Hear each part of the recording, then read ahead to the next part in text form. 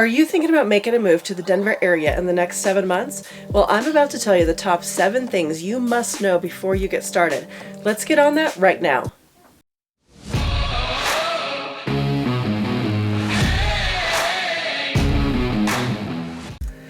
Hey everyone, this is Venus with the Vindiola Group, brokered by eXp Realty, right here in the Denver metro area. If this is your first time to my channel, welcome. If you're coming back, thank you for joining us.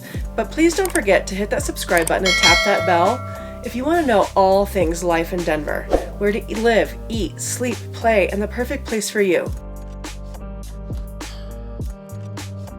Alright, so you're thinking of making a move to the Denver metro area in the upcoming months. I have come up with a list of 7 things that I think you really need to do first to make sure this is an easy transition for you. The first hurdle, obviously, is to create a timeline. When is the best time to move? While Denver doesn't have the harshest of winters, it still carries the unknowns.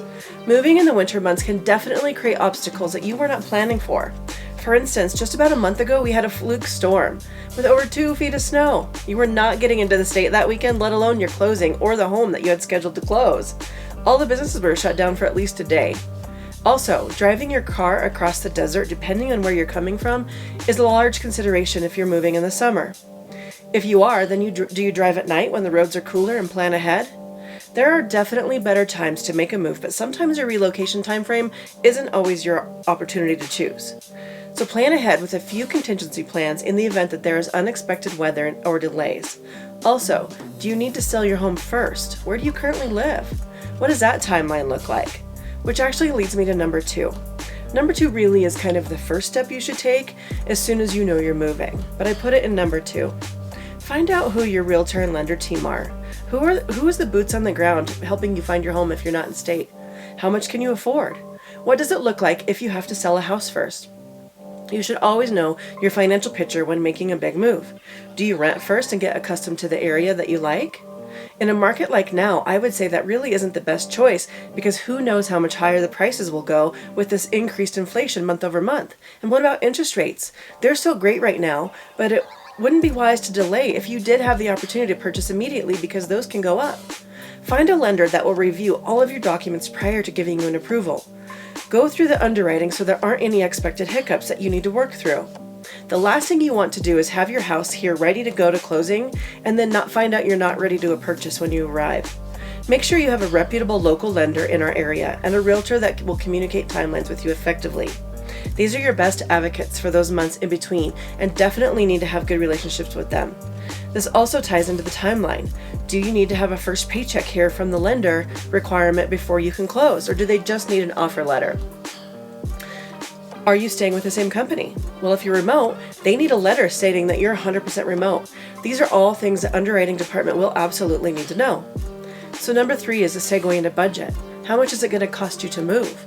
What is the price point that you're actually comfortable with after talking with the lender? These all tie together even as knowing your budget goes with the money you have from the potential sale of your current home. Then consider, are you moving to an area with an HOA? How about tax rate? In Colorado, property taxes can vary greatly from one area to the next. All of these things should be taken into consideration when creating that budget for your move. Speaking of taxes, number 4 is location. That's the biggest thing. Where will you be moving? I go into all areas onto this video that I have previously done, but Denver is really sectioned off into quadrants. What is your lifestyle? Where will you work? What school district is important to you? Do you want to be close to the mountains, or do you fly often and not want a long drive to the airport?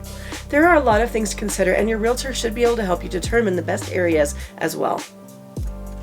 Number 5. Really first, but having a job to secure, or have you been offered a job? What are the details on that? Will you be on call and have to be on site immediately? That also may determine where you want to select to live as far as location goes. I mentioned before, will you need an offer letter or a first paycheck for your lender? If you need that first paycheck, what does that look like for you? Are you staying in a travel suite? Will you be traveling alone and need to come out and stay at that extended suite first, or will you be traveling with family? Should you come out first? Many of our cross-country movers will travel separately from their families to start their job. So that's number 6. Prepare for the move by getting rid of excess and unneeded belongings. Boy, do I know how easy it is to have more stuff than we need. Is a good time to pare down. Decide if the big furniture is coming with you. How about appliances? Sometimes those don't travel too well. When do you need to get here? Create a list of what you will need so that it's easier to acquire when you're trying to settle in. Last but not least, find a good moving company, or are you driving yourself? If you're driving yourself, make sure the truck you rent is big enough. I've had so many clients moving out of state and pack up the whole truck to only realize they didn't have enough room, and it was a huge problem last minute. It is so much easier to underevaluate what you actually have and then get a truck too large. If you're using a moving company, what is their timeline?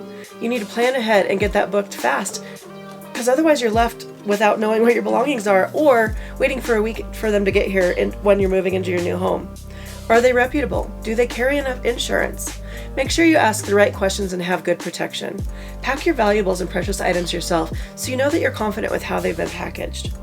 This is just a small list of 7 things I came up with, but there's little more to consider when moving across states. If you are moving to Denver, please feel free to reach out. We will walk you through the entire process and be with you every step of the way. I'm Venus with the Vindiola Group at EXP, and until next time, see you then.